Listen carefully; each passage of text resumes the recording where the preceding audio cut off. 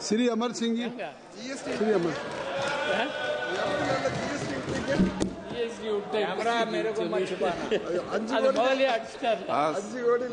धन्यवाद सभापति जी, मुझे ये मौका देने के लिए।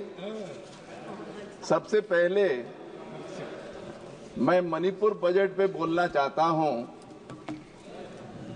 हम सबको पता है कि मणिपुर में पिछले 1.25 साल से क्या हो रहा है।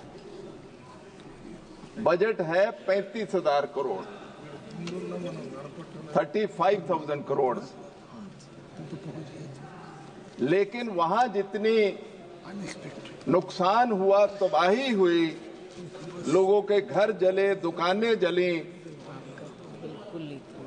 बहुत सारे लोगों की दुर्भाग्य से मौत हुई। जो इस बजट में पैसे रखे गए हैं, मैं वो बोलना चाहता हूं, सारा सदन को बेनती करना चाहता हूं कि ध्यान दीजिए। 15 करोड़ टेम्परेरी रिलीफ के लिए, जबकि हजारों लोगों को जरूरत है। 7 करोड़ कंपनसेशन के लिए, 35 करोड़ डिस्प्लेस्ड पर्सन्स के लिए। अब वो तो हजारों लाखों लोग डिस्प्लेस हो गए, बहुत सारी मौतें हो गई, घर चले गए, लोगों का दुकानें जल गई। ये क्या इतने पैसे से काम हो जाएगा? और केंद्र सरकार ने इसमें एक नया पैसा नहीं डाला, ये सारा मणिपुर का पैसा है। तो मैं इस सदन को और सभापति मैडम के माध्यम से निवेदन करना चाहता हूं केंद्र सरकार को। वित्त मंत्री जी बैठे हैं, स्टेट मिनिस्टर, कि कृपा करके 500 करोड़ तो दे दो आप अपनी ओर से। आपने बिहार और आंध्र को तो बहुत दे दिया, ये स्टेट बहुत तकलीफ में है। इसमें मैं अपनी मणिपुर में बात कह के मैं इतनी मांग करके खत्म करता हूं। नो, अब मैं आता हूं सप्लीमेंट्री बजट पे। सरकार का हक है कि सप्लीमेंट्री बजट ला सकता है, लेकिन 1,23,000 करोड़ का सप्लीमेंट्री बजट है जब नया बजट पेश हो चुका है। तो मैं केंद्र सरकार को इतना ही पूछना चाहता हूं कि बताइए कि सारा साल निकल गया, बजट एस्टिमेट होते हैं, रिवाइज एस्टिमेट होते हैं, बहुत कुछ देखते हैं। आपको 1.25 करोड़ रुपए अब ये फरवरी मार्च में याद आया? सारा साल क्या प्लानिंग थी आपकी? आपके सारे डिपार्टमेंट ये क्यों नहीं कर पाए इतना बड़ा अमाउंट? चाहे आपका मेजॉरिटी अब ले लेंगे, लेकिन ये आपकी कार्य प्रणाली पे प्रश्न चलाता है कि आपने सारा साल सारे आपके जितने डिपार्टमेंट के लिए मांग रहे हैं, वो लिस्ट मेरे पास है, बहुत लंबी चौड़ी है, लेकिन इसका मतलब उसको नहीं देखा। और इसको सीरियसली देखना चाहिए कि आखिरी वक्त पे लाख 2-2 लाख करोड़ ना मांगे जाए। अब सवाल आता है, क्योंकि ये बजट सेशन है, अभी फाइनेंस बिल पेश होना है, सप्लीमेंट्री है, तो आर्थिक नीति की बात तो होगी। और मैं सभापति जी आपको आपके माध्यम से सरकार को निवेदन करना चाहता हूं कि ये जो सरकार, इनका 11वां साल चल रहा है पावर में कंटिन्यूस, ये वो सरकार है जिन्होंने हिंदुस्तान में ना बराबरी इतिहास बना दिया, ना बराबरी का, इनइक्वालिटी का। 1947 से लेके हिंदुस्तान में इतनी ना बराबरी नहीं थी किसी चीज में भी। गरीब गरीब हो रहा, अमीर अमीर हो रहा है, और 1.6% पॉपुलेशन जो है वो टैक्स सारे कारपोरेट को मिला के ज्यादा दे रही है। ये सरकार की कार्यप्रणाली है, इनको जवाब देना चाहिए। आपके माध्यम से मांगता हूं कि 1.6% पॉपुलेशन सारे कारपोरेट से टैक्स क्यों ज्यादा दे रही है? आप ऐसा व्यवस्था क्या बना रहे हैं कि जिसमें इतनी नाबराबरी हो रही है? अच्छा, इनके राज में इतने डॉलर बिलियनर जुड़े हैं कि कमाल हो गई है, लेकिन पर कैपिटा इनकम में हमारा 141वां नंबर है। अमीर तो अमीर हो गया, लेकिन जब देखते हैं कि भाई आम आदमी की इनकम का क्या है, तो $2500 है, $2540, $2540 पर इनका इंटरनेशनल लेवल पे। हम 141वां नंबर है हमारा 197 मुल्कों में। तो भाई क्या कर रहे हो, मुल्क को किधर ले जा रहे हो, ये जरा हमें बताइए। अच्छा, जहां तक अपन देखें बेरोजगारी मेरे ख्याल सबसे ज्यादा इस वक्त है। ग्रेजुएट, MBA, इंजीनियर्स चपरासी की नौकरी के लिए लाइनों में खड़े हैं। किधर को मुल्क को ले जा रहे हैं। भाषण जो मर्जी करो वो ठीक है, हर आदमी को भाषण करने का अधिकार है, लेकिन इतने पढ़े लिखे लोग ये लाइनों में क्यों खड़े हो रहे हैं?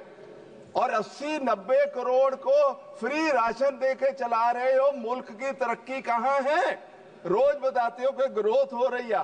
ग्रोथ सिर्फ ऑर्गेनाइज सेक्टर की है, आप अनऑर्गेनाइज सेक्टर की ग्रोथ हमें दिखा नहीं रहे हैं। मैं निवेदन करना चाहूंगा सभापति जी आपके माध्यम से, ये हमें स्टेट मिनिस्टर फाइनेंस बैठे हैं, ये हमें बताएं कि ये जो GDP ग्रोथ दिखा रहे हैं 6.4, वो क्या ऑर्गेनाइज सेक्टर की नहीं है, अनऑर्गेनाइज सेक्टर की? हमें बताइए, क्योंकि 90% जो मजदूर है जो है वो उधर बैठा हुआ है, उसका आप हमें कुछ बताते ही नहीं है। अच्छा, इनके अपने ई श्रम जो पोर्टल है उसमें 94% लोगों ने कंप्यूटर पे मतलब चढ़ाया है अपनी जानकारी कि हमारी इनकम 10,000 रुपए से कम है। ये है मुल्क की तरक्की।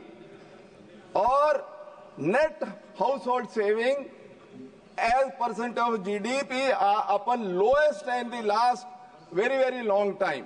और हाउस होल्ड कंजम्पशन मेरे ख्याल पिछले 50-60 साल में इतनी कम नहीं होगी जितनी है। ये आपकी इकोनॉमिक पॉलिसी है जो मुल्क को पता नहीं कहां ले जा रही है, लेकिन भाषण बहुत अच्छे चल रहे हैं। जहां तक टैक्स बर्डन है वो जनता पे बढ़ा रहे हो। अच्छा, आपने GST ऐसा बनाया है कि उस पे 50% टैक्स जो है वो गरीबों से आ रहा, लोअर 50% जो पॉपुलेशन है उससे आ रहा है, और जो अमीर है उनसे 10, 12, 15% ही आ रहा। ये कौन सा टैक्स का स्ट्रक्चर बनाया जी, ये भी हमें बताइए। अच्छा, GST ने MSME को रेक कर दिया है, उनका कमाम ताम कर दिया है, वो बेचारे रो धो रहे हैं। कारपोरेट टैक्स आपने 5 साल में उनका आधा किया, करीब 10 लाख करोड़ छोड़ा है उनको। मैं जानना चाहता हूं कि उस 10 लाख करोड़ जो रियायत दी है उसकी वजह से कितनी नौकरियां आई और कितनी नई इन्वेस्टमेंट आई। ये सभापति जी कृपा करके सरकार से हमें जानकारी चाहिए कि इतना बड़ा रियायत दे दिया, नौकरी कितनी पैदा हुई और इन्वेस्टमेंट कितनी आई। अच्छा, रोज विकसित भारत का भाषण हो रहा है, रोज हो रहा, उसकी डेफिनेशन नहीं बताते। मैं आपके माध्यम से निवेदन करता हूं वित्त मंत्री जी को, हमें बताइए विकसित भारत की डेफिनेशन क्या है। मेरे पास जो जानकारी मैं बता देता हूं, डेवलप्ड कंट्री और उसकी डेफिनेशन ये है कि पर कैपिटा इनकम $14,500 अगर पर एक आदमी की हो तो मानते हैं। अपन अभी 2540 पे हैं, आप ले जाना चाहते हैं, हमें बताओ तो सही अगले 5 साल में आपको $2540 को कहां लेके जाएंगे।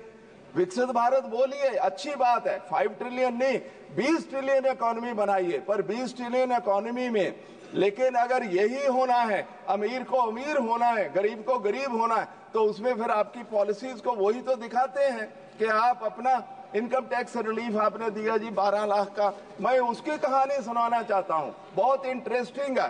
कहा कि हमने मिडिल क्लास को बहुत बड़ा बोनांजा दे दिया। आपकी अपनी वेबसाइट पे वित्त मंत्री जी, आपकी 23-24 के इनकम टैक्स की वेबसाइट पे है कि 7.54 करोड़ लोगों ने टैक्स का रिटर्न भरा, 7.5 करोड़ ने, और 5.89 करोड़ मतलब 5.89 करोड़ ने लेस देन, क्योंकि वो 7 लाख से नीचे थे तो उन्होंने 0 टैक्स दिया। तो 12 लाख एग्जेम्पशन के लिए आपको अब जो इंडिविजुअल्स जो जिनको टैक्स नहीं देना पड़ेगा वो 6.77 करोड़ है, मतलब 88 लाख है जिनको फायदा दिया, और 35 से 40 करोड़ है जो मिडिल क्लास है। आपने अखबारों में छुपा दिया, सारी मिडिल क्लास को दे दिया, लेस देन 1 करोड़ लोगों को आपने फायदा दिया। मैं जानना चाहता हूं कि आप ऐसा गुमराह क्यों करते हैं लोगों को। अच्छा, जहां तक स्टेटों की हालत है, स्टेटों को GST में आपने ले लिया। मना के ले आए। उन्होंने 48% अपने टैक्स छोड़े, आपने 22% छोड़े। आपने अपना 22% तो सेस और सरचार्ज लगा के 20% पूरा कर लिया, और उनको आप इनकम टैक्स रिबेट दे दिया, कारपोरेट टैक्स रिबेट दिया, डिविजिबल पूल कम हो गया, उनका शेयर कम हो गया।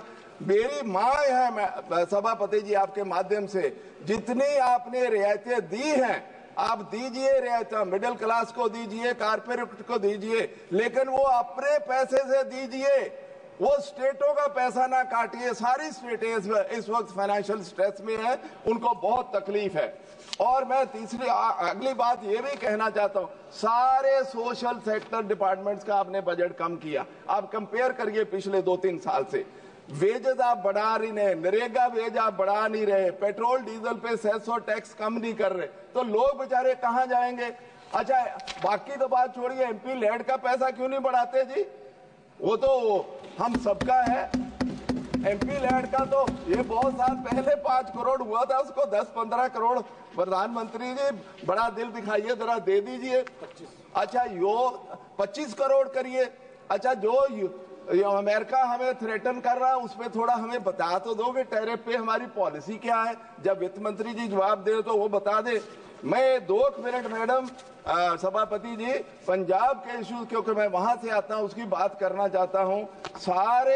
सारा हिंदुस्तान जानता है 1960 और 1970 के दशक में मैडम, तब तो यूनाइटेड पंजाब था, आपको सारा पता है। हिंदुस्तान को बैगिंग बाउल कहते थे कि कटोरा लेके दूसरे मुल्कों में गेहूं और चावल लेने जाते हैं। वहां के किसान को कहा गया कि तू भाई वीट और राइस पैदा कर। उन्होंने मेहनत करके हिंदुस्तान को सक्षम बनाया, आज एक्सपोर्ट करते हैं।